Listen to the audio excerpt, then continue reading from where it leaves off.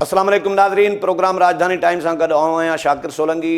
नाज़रीन, 27वीं आइनी तरमीम जूं तयारियूं कयूं पियूं वञनि। नए चीफ जस्टिस ऑफ पाकिस्तान पंहिंजो उहिदो संभाले जस्टिस यहया आफरीदी साहब कमु शुरू करे ॾिनो आहे ऐं 8 जेके आहिनि उहे बेंच बि जेके आहिनि हिन हफ़्ते जे लाइ उहे पंहिंजो कमु कनि पिया, जेके ठाहिया विया आहिनि। जुडिशल कमीशन जे तश्कील 9 जे लाइ बि तयारियूं कयूं पियूं वञनि ऐं स्पीकर जेको आहे उहे नाला बि सभिनी जमातुनि खां घुरिया आहिनि। PTI इन में पंहिंजो अलॻि रंग में नज़र आई आहे। PTI हिकु तरफ़ पार्लिमानी ख़ुसूसी जेका कमेटी हुई उन जो बाइकाट कयो, चीफ जस्टिस जी मुक़ररीअ वारी जेका कमेटी हुई, ऐं उन खां अलावा छाकाणि त PTI जो इहो मौक़ुफ़ आहे त 26वीं आइनी तरमीम ग़ैर आइनी आहे, इन जे करे असां उनखे नथा तस्लीम कयूं, कमेटीअ में न ईंदासीं। पर ॿिए तरफ़ वरी इहो बि नज़र आयो त PTI फ़ैसिलो कयो आहे त PTI जुडिशल कमीशन में वेहंदी। तय्यब बलोच साहब असां लाइन ते मौजूदु आहिनि। तय्यब बलोच सीनियर तजिया निगार आहिनि, सुप्रीम कोर्ट के वॾे अरसे खां कवर भी कनि पिया। तय्यब अस्सलाम वालेकुम। तय्यब भाई, ये जुडिशल कमीशन में PTI बैठने के लिए तैयार हुई है। इससे पहले पार्लिमानी खुसूसी कमेटी में बैठने से इनकार कर दिया। PTI के इस अदा पे पहले बताएं, क्या कहेंगे? देखिए, PTI जो है ना, वो तो उसका मैं तो नहीं कह सकता कि कोई फैसला सियासी हो सकता है, और वो जो भी फैसले करती है उसको तो इस फैसले का भी मतलब है वो नहीं है। मतलब अगर सही खुर्शीद शाह के बकौल दे के PTI की जो क़यादत है वो तो अपने तौर पे फैसला भी नहीं कर सकती। वो तो अडियाला जेल में बैठे हुए अपने बानी की हर हिदायत की जो है वो होती है, पाबंद है। तमाम इसी हवाले से अब PTI ने जो है वो पहले बात अब समझ से बालातर है। एक तरफ कहते हैं 26वीं आइनी तरमीम जो है वो हम उसको मानते नहीं है, दूसरी तरफ जो है वो कहते हैं 26वीं आइनी तरमीम के तहत जो जुडिशल कमीशन बन रहा है अब हम उसका हिस्सा होंगे। तो फिर इसी तरीके से हमने देखा कि उस टाइम पार्लिमानी कमेटी का उन्होंने बाइकाट कर दिया था, और पार्लिमानी कमेटी का बाइकाट करके बेसिकली उन्होंने अपने आप को ही नुकसान पहुंचाया। तो शायद अब उनको कहीं समझ आ गई है कि ये जो जुडिशल कमीशन है ये अहम है, और जुडिशल कमीशन में बैठ के वो अपने प्रोजेक्ट इमरान जजेस की हिमायत कर सकते हैं, या उसमें जो है वो उस हवाले से जो प्रोजेक्ट इमरान है जो इस टाइम अदलिया पे अभी तक जिसका जो है अदलिया अफेयर्स में है, वो उस हवाले से उसको जो है वो जुडिशल कमीशन में बैठ के कहीं ना कहीं उसका तहफ़्फ़ुज़ करने के लिए, या फिर हुकूमत की जानिब से जो चीज़ें इख्तियार की जाएगी उसकी मुखालफत करने के लिए जो है वो उन्होंने अब इस में जाकर फैसला किया है कि हम जुडिशल कमीशन का जो है वो हिस्सा बनेंगे। बहरहाल ये उनकी अपनी राय है, अपनी उनकी सोच है, और वो जो भी फैसले करें हम उस पर क्या कह सकते हैं। लेकिन एक चीज़ वाज़ेह है कि वो जिस चीज़ की मुखालफत करते हैं फिर उसी की हिमायत शुरू कर देते हैं। जब वो जो खुद थूकते हैं फिर उसी को चाटना शुरू कर देते हैं। ये तो आम सी बात है। देखिए क्या कुछ उन्होंने नहीं किया। ये पहले 26वीं आइनी तरमीम की मुखालफत करते रहे, जब 26वीं आइनी तरमीम पास हो गई तो उनके वकला जो है फौरन ये कोर्ट रूम नंबर 8 में आ गए और चीफ जस्टिस को कहते हैं उस समय काजी फैजी साहब हमें 26वीं आइनी तरमीम के तहत जो है हमारा जो इंट्रा पार्टी इलेक्शन मैटर है वो कॉन्स्टिट्यूशनल बेंच बिल को भेजा जाए। इसी तरीके से वो नैब तरमीम की मुखालफत करते रहे, और बाद में जब वो तरमीम की तौसीक हो गई तो फिर वो फौरन सबसे पहली दरखास्त थी उन्होंने दी कि हमें नैब तरमीम के तहत जो है वो तहफ़्फ़ुज़ दिया जाए और तोशाखाना केस के अंदर जो है वो हमारी बरीयत जो है वो बरी किया जाए। तो ये तो वही है कि जो अभी पहले थूक देते हैं फिर उसी को फिर तय्यब अदलिया के नए चीफ जस्टिस के आने से पहले अदलिया के बहुत सारे फैसलों पर उंगलियां उठती रही हैं, तनकीद होती रही है। अब क्या तवक्कुआत की जा रही हैं नए चीफ जस्टिस के आने के बाद? फिर हमने ये भी देखा कि जस्टिस मुनीब अख्तर को प्रैक्टिस एंड प्रोसीजर कमेटी में वापस चीफ जस्टिस साहब ले आए हैं। तो मुनीब अख्तर साहब और मंसूर अली शाह साहब 2 हो गए हैं फिर जिन पर तनकीद होती रही है। तो अब क्या तवक्कुआत की जा रही हैं कि अब सुप्रीम कोर्ट के फैसलों पर उंगलियां नहीं उठेंगी? देखिए, बात ये है कि ये 2 नहीं है बल्कि 5 है। अगरचे इनका टोला था 8 का, 8 में से जो है वो 3 टूट गए हैं, बाकी 5 जो है वो अभी तक बरकरार हैं। और ये जज जो है ये जज नहीं है बल्कि पॉपुलर अप्रोच वाले हैं। ये वो जज हैं जिन्होंने अपने आइन की जो आइन की खिलाफ वर्जी की, ये वो जज हैं जो अपने हलफ के खिलाफ चले गए, ये वो जज हैं जिन्होंने जो है वो अपनी सुप्रीम कोर्ट की रिवायत के बरखिलाफ जाकर जो है वो मावरा आइन और रिलीफ तखलीक किया बानी चेयरमैन तरीके इंसाफ के लिए, और फिर ये जो पॉपुलिस्ट अप्रोच वाले हैं, ठीक है, तो इन्होंने फैसले आइन के मुताबिक तो नहीं करने। अब जो आपने कहा कि जो नए चीफ जस्टिस याह्या खान अफरीदी आए हैं, उनके बारे में तो एक आम राय है, आम सी भी राय है, और उसको जो है वो ज्यादा वो भी किया जाता है कि जी वो कॉन्स्टिट्यूशनलिस्ट हैं, वो आइन को मुकद्दम जानते हैं। और इस हवाले से मैंने भी जितनी हद तक जो है वो कोशिश की कि मैं एक भी कोई ऐसी जजमेंट मुझे उनके सामने नहीं आई जिसमें उन्होंने आइन से मावरा गए हों, तो वो तो एक आइन पसंद जज है, ठीक है। लेकिन इस हवाले से अब दूसरी साइड पे ये उन्हीं का भी तो इम्तिहान है ना कि वो अब मामला को कैसे लेके चलते हैं। और मैं अगर देखता हूँ, देखिए फुल कोर्ट इजलास उन्होंने बुलाया, और फुल कोर्ट इजलास के अंदर मेन मकसद ये था कि हारमोनी पैदा की जाए, फुल कोर्ट इजलास के अंदर जजेस के दरमियान इत्तेफाक पैदा किया जाए। लेकिन फुल कोर्ट इजलास से ही हमें ये तवक्को जो है, हमारी ये तवक्को पे पूरे नहीं उतरे, क्योंकि फुल कोर्ट इजलास में 18 जजेस जो है वो शामिल नहीं हुए। 18 जजेस को एजेंडा भेजा गया, 18 जजेस को कहा गया, लेकिन लगता है कि ये जो जस्टिस याह्या खान अफरीदी है, जस्टिस याह्या खान अफरीदी के लिए दो टेस्ट है। एक साइड पे उनके सामने आइन है, दूसरी साइड पे उनके सामने उनकी दोस्ती है अख्तर मिनल्ला के साथ, और जस्टिस मंसूर अली शाह के साथ उनका करीबी याराना है, जिसे आप याराना कह सकते हो, बहुत करीबी संगत है। दूसरी साइड पे अब आइन है, तो आप देखेंगे कि वो आइन को जो है वो आइन की वाली साइड पे जाएंगे, या जस्टिस मंसूर अली शाह की तरह जो है वो फिर दोस्ती के उसमें आ जाएंगे और फिर आइन से भी नाराज कर देंगे, बाकी चीजों के से भी। जैसे ये बरमला यही कहा जाता है कि जस्टिस मंसूर अली शाह एक आइन पसंद जज थे, लेकिन जस्टिस अख्तर मिनल्ला के इन्फ्लुएंस में जब से आए हैं तो पॉपुलिस्ट अप्रोच को प्यारे हो गए। तो आप तो ये खुद चीफ जस्टिस याह्या खान अफरीदी का ये टेस्ट है कि वो जो है वो आइन को मुकद्दम जानते हैं या दोस्ती और पॉपुलिज्म को मुकद्दम जानते हैं। ये दुनिया, ये हम उनको देख रहे हैं, आप देख रहे हैं, ये उन्होंने इसका वो करना है। लेकिन ऑलरेडी जो उन्होंने जस्टिस मुनीब अख्तर और जस्टिस मंसूर अली शाह से मुतल्लिक जो फैसले किए हैं, वो बेसिकली उन्होंने गुडविल के तौर पे किए हैं कि उन्होंने अपनी अथॉरिटी को तस्लीम किया है। और वही चीज जैसे मंसूर अली शाह जो है यहाँ से इख्तलाफ करके चले भी गए, जिन्होंने उसके उसमें ओथ टेकिंग में हिस्सा भी नहीं लिया, लेकिन वो फुल कोर्ट इजलास में जो है वो उम्रे में थे, अगरचे सऊदी अरब में, वहां से उन्होंने शिरकत भी की और अपनी राय भी दे दी। लेकिन बात यह है कि अगर मैं मंसूर और मुनीब की जगह होता तो मैं तो इस्तीफा दे जाता। जब सुपरसीड हो गए हो तो फिर आपके पास अखलाकी जवाब भी नहीं रहा ना, तो फिर। लेकिन बात यह है कि इनकी ये जिस वजह से बैठी है ना, इनका प्रोजेक्ट बहुत लंबा है। मैं यही कह रहा हूँ कि उसी के लिए ये एंड तक इन्होंने फाइट करने का फैसला किया है कि एंड तक हम बैठेंगे जब तक इमरान खान को जेल से। तैयब अब तो आइनी बेंच कायम होंगे, अब तो इनके पास आइनी और सियासी केसेस मुकदमात जो हैं वो तो मंसूर अली शाह साहब और इनके पास नहीं जाएंगे। अब देखिए आईनी बेंच भी तो कायम होंगे, लेकिन आईनी बेंचों के कायम करने के हवाले से भी तो इनका कहीं ना कहीं कोई किरदार जरूर होगा। इसी वजह से जो चिमटे हुए हैं, सुपर सीट होने के बावजूद छोड़ नहीं रहे अपनी सीटों को। बात यह है कि अगर आप देखें हकीकत चीजों को, तो इनका मकसद ही प्रॉब्लम क्रिएट करना है। इनका मकसद ही जो है वो सुप्रीम कोर्ट को जो है पॉपुलिस्ट अप्रोच वाली अदालत बनाना है। इनको आइन और कानून से क्या लगे।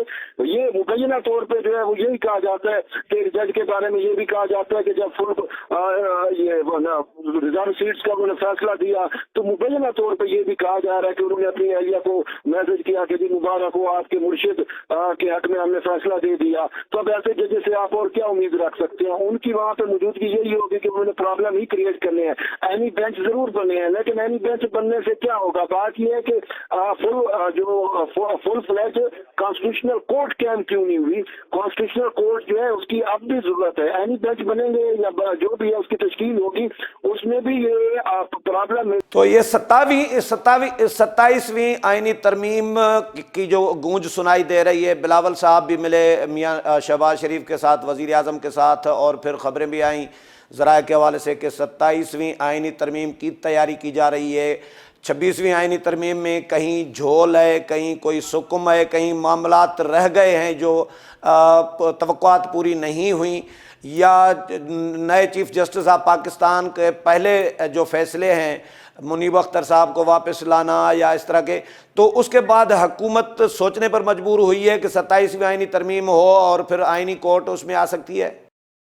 ये जरूरत है क्यों पेश आई है? 26वीं यानी तरमीम को आपने पूरा क्यों नहीं कर सके? बात ये है, आप 27वीं लेके आए, 28वीं लेके आए, 29वीं लेके आए, वो भाई हुकूमत का उनका इख्तियार है, वो जब भी लेके आए। बात ये है कि 26वीं यानी तरमीम पे आप क्यों कम्प्रोमाइज हो गए थे?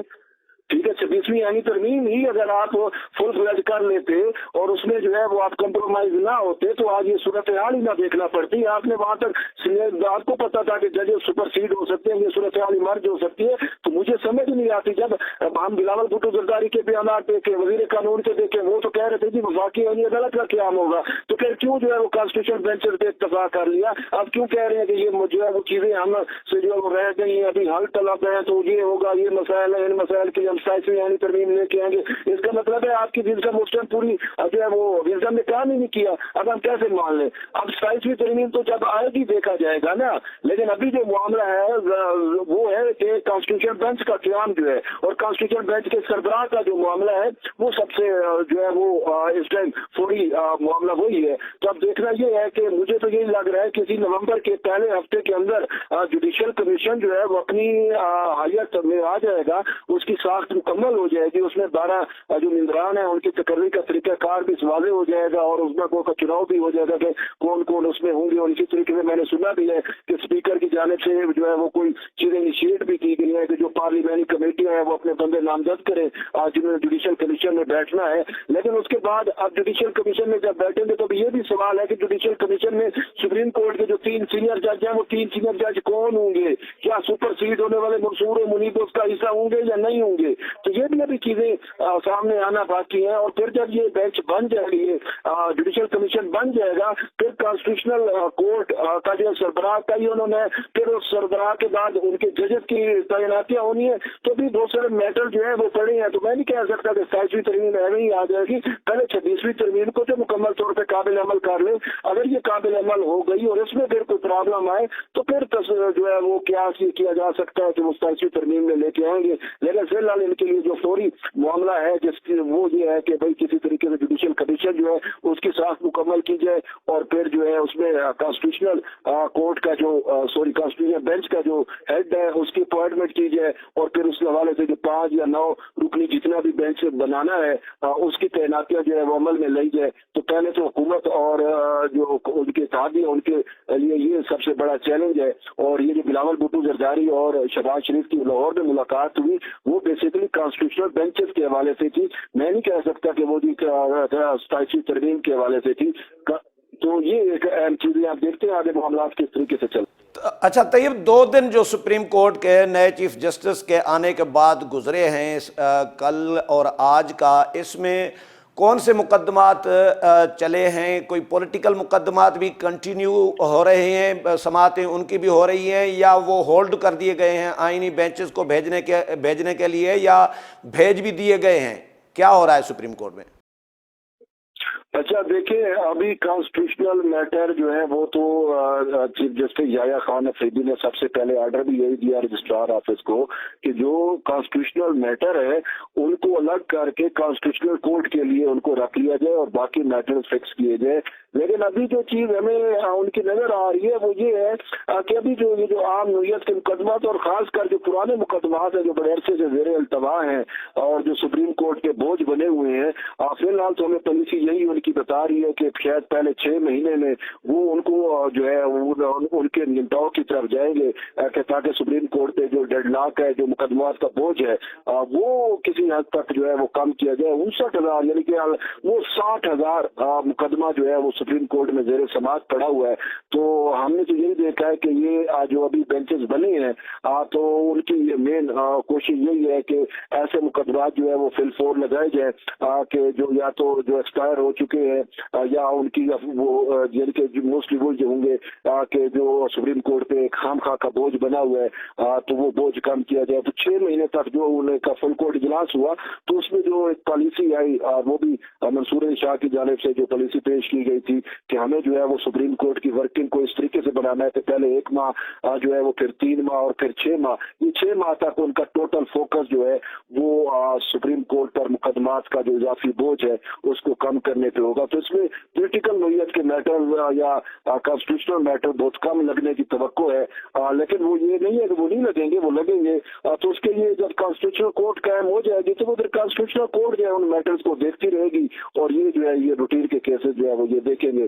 तो बहरहाल अभी कॉन्स्टिट्यूशनल कोर्ट चूंकि उसका वजूद नहीं आया या कॉन्स्टिट्यूशनल बेंच का, तो जब उसका वजूद आ जाएगा तो फिर जो पॉलिटिकल नोयत के मैटर होंगे वो उसमें जाएंगे और बाकी जो दूसरी बेंचेज है वो न सिर्फ रूटीन के बल्कि उनकी एफर्ट्स यही होंगे कि सुप्रीम कोर्ट में जो मुकदमात का इजाफी बोझ है उसको मिनिमाइज किया जाए। तैयब, बात यह है कि अभी तक रिजर्व सीट्स का फैसला नहीं हुआ और स्पीकर कौमी असम्बली अयाज सादिक साहब ने कल ही एक इंटरव्यू में कहा है कि जब तक इलेक्शन कमीशन रिजर्व सीट्स का फैसला नहीं देता हम कुछ नहीं कर सकते। वो बेबस नज़र आ रही हैं।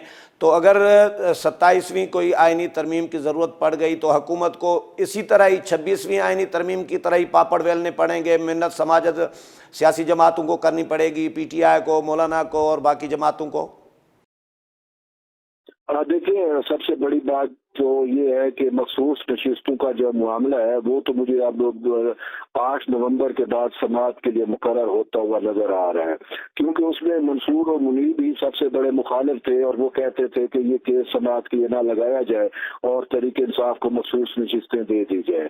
और अब करना ऐसा हुआ कि खुद तहरीक इंसाफ जो है वो सुप्रीम कोर्ट में चल के आ गई है और उसने कहा है कि जी मखसूस नशिस्तों के फैसले पे अमल दरामद किया जाए।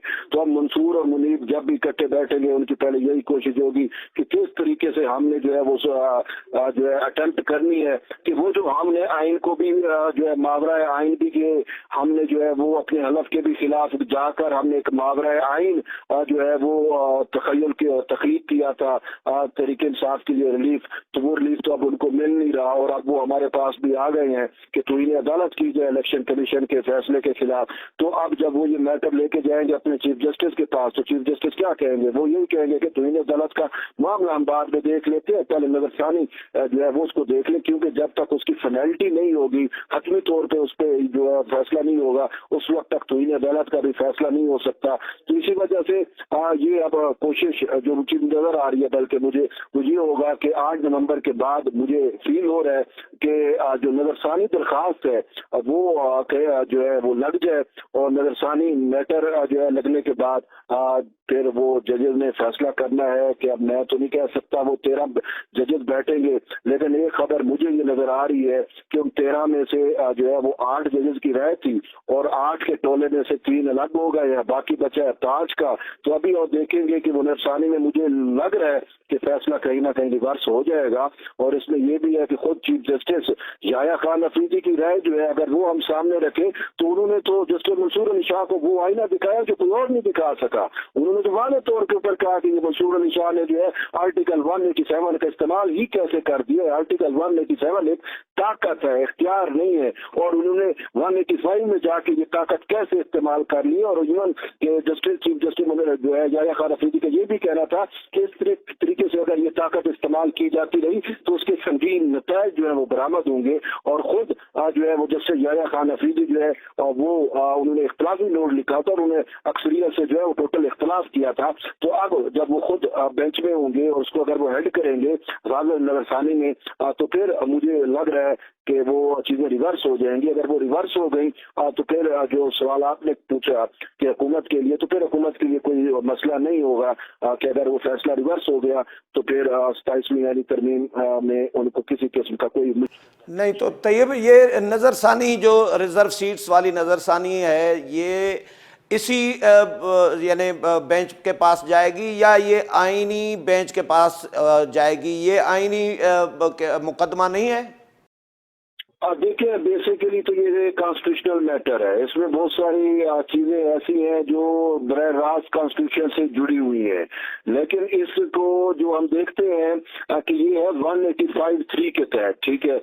लेकिन जो सुप्रीम कोर्ट ये जो भी 26वीं तरमीम आई है उसमें जो कहा गया है कि कॉन्स्टिट्यूशनल मैटर वो 184(3) के मैटर है, तो ये 184(3) में तो मामला आता नहीं है, लेकिन कॉन्स्टिट्यूशनल मैटर जरूर है। तो अभी ये भी चीज वाजे नहीं है कि आया इसके लिए सुप्रीम कोर्ट का रेगुलर वही 13 रुकनी बेंच ही मैटर सुनेगा या फिर ये कॉन्स्टिट्यूशनल मैटर में जाएगा, इस हवाले से कुछ कहना काबिल वक्त है।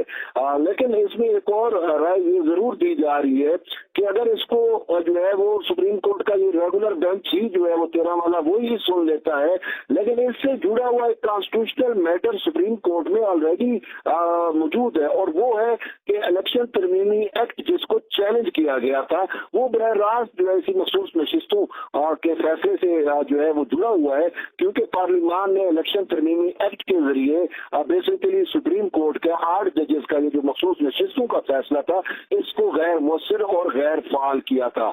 तो अब अगर वो तरमीमी एक्ट का केस जो है वो तो कॉन्स्टिट्यूशनल बेंच में जाएगा, और कॉन्स्टिट्यूशनल बेंच अगर ये कह देता है कि उस इलेक्शन तरमीमी एक्ट का इतलाक जो है वो माजी से हो जाता है, तो फिर वो मंसूर अली शाह और उसकी जो बाकी 8 जजेस ने ये जो फैसला दिया है वो वैसे ही नाकाबिले अमल हो जाएगा, क्योंकि सही मंसूर अली शाह ने अपनी जो आखिरी वजाहत जारी की थी उसमें उन्होंने इलेक्शन तरमीमी एक्ट को भी जो है वो छेड़ा और मतलब उस पर राय भी दे दी और कहा कि जी उसका इतलाक माजी से हो नहीं सकता, जबकि सही मंसूर अली शाह के मुतअद्दिद फैसले ऐसे मौजूद हैं जिसमें उन्होंने कहा है कि पार्लियामान के बनाए हुए कानून का माजी से इतलाक होता है।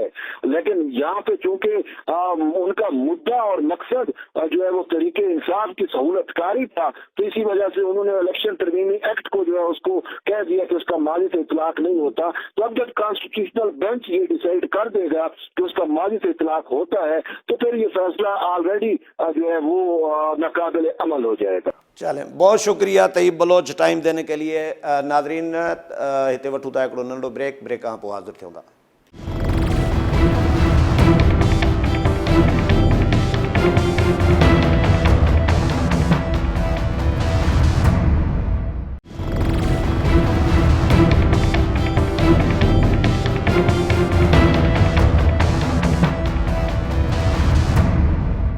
वेलकम बैक नाज़रीन एक तरफ़ 27वीं तरमीम के हवाले से भी तैयारियों जेके आहिनि तैयारियुनि जी गूंज ॿुधण में अचे पई, ऐं ॿिए तरफ़ जजनि जी तइदाद वधाइण के हवाले से भी बिल जेको आहे उहो गर्दिश करे पियो।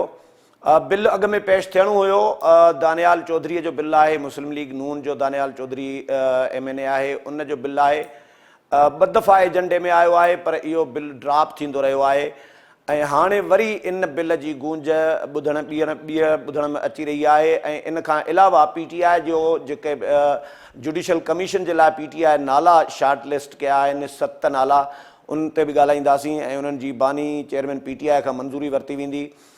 काशिफ रफ़ीक सीनियर जा तजिया निगार आहिनि, असांखे टेलीफोन लाइन ते उन्होंने ज्वाइन किया है। काशिफ भाई अस्सलाम वालेकुम। वालेकुम अस्सलाम। काशिफ भाई पहले तो PTI पे आते हैं, फिर मैं जजेस पे आता हूँ। PTI क्या कर रही है, ये कैसी पॉलिसियाँ हैं, ये कंफ्यूज क्यों है PTI कि भाई एक तरफ आप मुस्तरद कर रहे हैं 26वीं आईनी तरमीम को, तस्लीम नहीं कर रहे, पार्लिमानी खुसूसी कमेटी में जाने से इनकार कर देते हैं, फिर आप उसी 26वीं आईनी तरमीम के तहत जो जुडिशल कमीशन नया बनने जा रहा है तो आप उसमें तो बैठने के लिए तैयार हैं, तो ये तजाद क्यों है पॉलिसियों में PTI की? बहुत शुक्रिया शाकिर सोलंकी साहब। आपने वो जुमला तो सुना होगा बानी तहरीक इंसाफ का कि यू टर्न तो अच्छे होते हैं। तो मसला ये है कि ये वक्त के साथ साथ इनके यू टर्न है, वक्त के साथ साथ इनकी पॉलिसीज में तब्दीली है, शिफ्ट है, और कोई एक यकसू नहीं है। जितने लोग हैं उतनी थॉट्स हैं, उतने चीजें हैं, और पहले दिन से जो इनके सीरियस लोग हैं, जो सीनियर पॉलिटिशियन हैं, वो इस बात पे कन्विंस हैं कि हमें हर पार्लिमान के फोरम को एड्रेस करना चाहिए, उधर जाना चाहिए, उस पर गुफ्तगू करनी चाहिए और उसके ऊपर अपनी रिप्रेजेंटेशन देनी चाहिए। लेकिन एक सेक्शन ऐसा है जो समझता है कि इस किसी भी फोरम में बैठना दुरुस्त नहीं। और ये एक्चुअली बानी तहरीक इंसाफ की भी थॉट यही थी माजी बईत में, जिस वक्त उन्होंने असम्बलियों से निकलने का फैसला किया और असम्बलियां तोड़ने का फैसला किया कि पाकिस्तान में मुख्तलिफ प्रोविंसेस में उनकी हुकूमत थी, लेकिन वो नहीं माने, बावजूद इसके कि परवेज इलाही साहब और शाह महमूद कुरैशी साहब इनको समझाते रह गए। अभी भी जो उनका मामला है वो इशू टू इशू जो है इनकी पॉलिसीज एड्रेस हो रही हैं। देखिए, जो बात आपने की पार्लिमानी कमेटी की, पार्लिमानी कमेटी में उनका ना जाने का मसला ये था कि अगर वो वहां पे जाते और जाके यकीनी तौर पे उन्होंने याहिया अफरीदी जो चीफ जस्टिस हैं इनके नाम के ऊपर डिफर करना था, उनके खिलाफ नोट देना था, जैसा कि कामरान मुर्तजा ने दिया। तो इनको ये लगता था कि चूंकि वो वहां पे जाएंगे, एंटी नोट देंगे, तो फिर 3 साल के लिए चीफ जस्टिस बन के आ रहे हैं याहिया अफरीदी, तो वो अगर बन जाते हैं अक्सरियत हुकूमत की थी, तो फिर इन नए चीफ जस्टिस साहिबान के साथ भी उनकी एक खामोश अदावत बन जाएगी। और वो उस अदावत से बचने के लिए उन्होंने उसको एब्सटेन किया कि उन्होंने कहा कि हमने पार्लिमानी पार्टी कमेटी में जाना है नहीं। दूसरी जो बात आप कह रहे हैं जुडिशल कमीशन में जाने की, अब हैरानकुन बात यह है, जिस 26वीं आईनी तरमीम को उन्होंने वोट नहीं दिया, जो ये आर्गूमेंट दिया कि इस 26 आईनी तरमीम को वो मानते नहीं, तो उस आईनी तरमीम के बेस पे जो पार्लिमानी कमेटी बनी हुई है वो उसको कैसे तस्लीम करने, इसलिए उसमें नहीं गए। तो अब उसी 26वीं आईनी तरमीम के तनाजुर में जुडिशल कमीशन बन रहा है, जिसमें वो नाम दे रहे हैं और वहां पे शामिल होने की कोशिश कर रहे हैं। उसके पीछे मामला ये है कि वो समझते हैं कि आईनी बेंच के ऊपर, ये आखिरी अटेम्प्ट है उनकी, कि आईनी बेंच पे अगर उनके कुछ सिंपथाइजिंग और उनकी कोई मूव हो जाती है और कोई जजेस आ जाते हैं, तो शायद आईनी बेंच में जो भी आईनी पिटीशन होंगी उनको एड्रेस करवाने में आसानी होगी। पॉलिटिकल मूव है, पॉलिटिकल तरीके से मूव कर रहे हैं, और ये जो भी चीजें हो रही हैं ये कहीं ना कहीं साइलेंट अंडरस्टैंडिंग और सिस्टम को स्ट्रेंथन करने के पॉइंट ऑफ व्यू से हो रही हैं। ये कोई ऐसा नहीं है कि चीजें खामखा हो रही हैं। और जो लोग जुडिशल कमीशन का हिस्सा बनेंगे उसकी अप्रूवल बानी तहरीक इंसाफ देंगे, तो ही मालूम होगा कि कौन से लाइट माइंडेड लोगों को उन्होंने वहां पे भेजा है, ताकि चीजें जो होती हैं वो गैर महसूस तरीके से एड्रेस हो। और एक चीज तय है कि एक ऐसी फिगर, एक ऐसे लोग इसमें डेवलप हो गए हैं जो ये समझते हैं कि हमें पार्लिमान को में रहते हुए चीजों को करना है, और पार्लिमान ही वाइड फोरम है कि आप अगर यहाँ पे नंबर गेम को इंक्रीज करते हैं, नंबर गेम को शिफ्ट कर लेते हैं, तो आप हर तरह की कानून साजी भी करवा सकते हैं और अपनी आईनी तरमीम को। काशिफ भाई, ये सियासी फैसले नहीं लग रहे, ये कौन कराता है पीटीआई से इमेच्योर इस तरह के फैसले? देखिए, ये फैसले जो है ना, ये फैसले वही करवाते हैं जो 26वीं आईनी तरमीम के ऊपर कोई बहुत ज्यादा बलवा नहीं होता, कोई बहुत ज्यादा झगड़ा नहीं होता, और खामोशी से आईनी तरमीम पास हो जाती है। इसकी एक बड़ी अहम तरीन मिसालें माजी में आपने भी पार्लियामेंट में कवर की, हमने भी की, कि जिस वक्त बजट पास करवाना होता था तो अपोजिशन तकरीरें करती थी, एजेंडे की कापियां फाड़ती थी और वो बाइकआउट कर जाते थे, और पीछे से हुकूमत अपना बजट पास करवा लिया करती थी। तो आईनी तरमीम के साथ भी कुछ ऐसा ही बिहेव किया तहरीक इंसाफ ने। तो ये जो बुशरा बीबी साहिबा की जमानतें हुई हैं, जो इमरान खान की बहनों की जमानतें हुई हैं, फिर आज उनकी जो हमशीरा है उनको मिली हैं, तो ये सारी चीजें वही फैसले करवा रहे हैं जो आहिस्ता आहिस्ता चीजों को ट्रैक पे लाने की कोशिश कर रहे हैं। तो काशिफ भाई, ये जो जजेस की तादाद बढ़ाने के पीछे क्या मकासद हैं? ये दानियाल चौधरी का जो बिल है, ये तो कुछ महीनों से ये पार्लियामेंट में आ रहा है, जा रहा है, आ रहा है, जा रहा है, ये पेश तो नहीं हो रहा, मंजूर भी नहीं हुआ। देखिए शाकिर साहब, ये जो बात आपने की दानियाल चौधरी साहब का जो बिल है जजेस की तादाद बढ़ाने का, ये उस वक्त 26वीं आईनी तरमीम का शोर नहीं था, कोई डिस्कशन नहीं थी। उस वक्त से ये मामला था कि जजेस की सुप्रीम कोर्ट में तादाद में इजाफा किया जाए, एड हॉक जजेस बढ़ाए जाए, जिसमें से अटेम्प्ट भी की गई। 4 जजेस के ऊपर के नाम दिए गए, 2 ने माजरत कर ली और 2 एड हॉक जजेस जो है वो सुप्रीम कोर्ट में आ गए। अब ये वही बिल है जिसके लिए सादा CSI एक्ट ऑफ पार्लियामेंट है, इसमें कोई आईनी तरमीम का मामला नहीं है। अब इस वक्त इसकी जरूरत इसलिए भी मैं समझता हूँ ज्यादा है कि जिस वक्त आप आईनी बेंच बनाने जाएंगे 26वीं आईनी तरमीम के बाद, तो 5 जजेस जब वहां पे एंगेज हो जाएंगे, आईनी मैटर्स को देखेंगे, तो फिर जो बाकी क्रिमिनल केसेस को देखने की जो जजेस की तादाद उसमें कमी हो जाएगी, तो उस हवाले से जो है वो चीजें करेंगे। वैसे भी काजी फाइज़ साहब की रिटायरमेंट के बाद एक जज जो है उनको तो उन्होंने एलिवेट करना ही है, वो किसी भी हाई कोर्ट से करे। तो मैं ये समझता हूँ वो चाह रहे हैं कि इस जुडिशल कमीशन की फॉर्मेशन नई आईनी तरमीम के तहत होगी, उसके बाद ये एक्ट ऑफ पार्लियामेंट होगा, तो ये जो जजेस है 5 से 6 जजेस की तादाद में इजाफा हो जाएगा। अभी इसमें क्लैरिटी आना मैं समझता हूँ बाकी है कि ये जो 5 से 6 जजेस इजाफा होगा, ये मुस्तकिल बुनियाद पे होगा या इनमें से कितने एडहाक पे होंगे और कितने मुस्तकिल होंगे, लेकिन बहरहाल आईनी बेंच ने बनना है, उसने काम करना है, उसके लिए 5 जजेस जो है वो चाहिए और उन 5 जजेस के इजाफे के पॉइंट ऑफ व्यू से इस बिल को ये तवक्को की जा रही है कि जुमे को पेश किया जाएगा और उसमें हुकूमत आसानी से उसको मंजूर भी करवा लेगी। ये 27वीं आईनी तरमीम की गूंज क्यों सुनाई दे रही है? 26वीं आईनी तरमीम के तहत हुकूमत के जो अहदाफ थे वो पूरे नहीं हो पाए। देखिए 27वीं आईनी तरमीम की गूंज इसलिए है कि जो 26वीं आईनी तरमीम थी वो टोटल कोई 58 नुकात पर मुश्तमिल थी। अब जिस वक्त मौलाना फजलुर रहमान साहब मान गए तो फिर उनको मजबूरन बहुत सारे नुकात उसमें से निकालने पड़े, और अगर मौलाना फजलुर रहमान साहब नहीं मानते तो फिर 26वीं आईनी तरमीम वही होती जो नून लीग पहले दिन से लाने के लिए कोशिश कर रही थी। अब इस सारे तनाजुर में माफ कीजिएगा, इस सारे तनाजुर में जो पॉइंट्स रह गए हैं जो 26 आईनी तरमीम में एड्रेस नहीं हो सके, उसको लाने के लिए 27वीं आईनी तरमीम आएगी, लेकिन उससे पहले बहुत सारी चीजों का होना बाकी है। मखसूस नशिस्तों का फैसला होना बाकी है, खैबर पख्तूनख्वा असम्बली से सेनेट के इजलास का सेनेट का इलेक्शन का होना बाकी है। वो जब हो जाएगा तो फिर इतने नंबर हुकूमत के पास होंगे। वैसे भी तहरीक इंसाफ को सहूलतकारी करेगी इस 27वीं आईनी तरमीम के हवाले से, तो शायद मौलाना फजलुर रहमान साहब के वोटों की जरूरत भी ना रहे उनको। वैसे तो 26वीं आईनी तरमीम में भी मौलाना साहब के वोटों की जरूरत नहीं थी, लेकिन इसलिए साथ मिलाया गया कि कहीं बाद में तहरीक इंसाफ के साथ क्लब इन करके मौलाना साहब कोई तहरीक इनिशिएट ना कर दें। और अर्जेंट मैटर था, नए चीफ जस्टिस जो है उनको अपॉइंट करना था 26वीं आईनी तरमीम के तनाजुर में, तो उन्होंने जो 26वीं आईनी तरमीम थी उसको 2 हिस्सों में तकसीम कर दिया। और मेरे जराये का ये कहना है ये तजवीज भी बहरहाल मौलाना फजलुर रहमान साहब की जानिब से ही सामने रखी गई थी कि आप अभी जो कॉमन पॉइंट है उन पे आईनी तरमीम करवा लीजिए और जो कॉमन पॉइंट नहीं है उनको आप डिले कर दीजिए। इस तनाजुर में 27वीं आईनी तरमीम की बात हो रही है। सही, बहुत शुक्रिया काशिफ रफ़ीक भाई टाइम देने के लिए। नाज़रीन, अॼो को प्रोग्राम पंहिंजे पुॼाणीअ ते पहुतो। अगले प्रोग्राम में नए मेहमान ऐं नए मौज़ूअ सां गॾु हाज़िर थींदासीं। अल्लाह हाफ़िज़।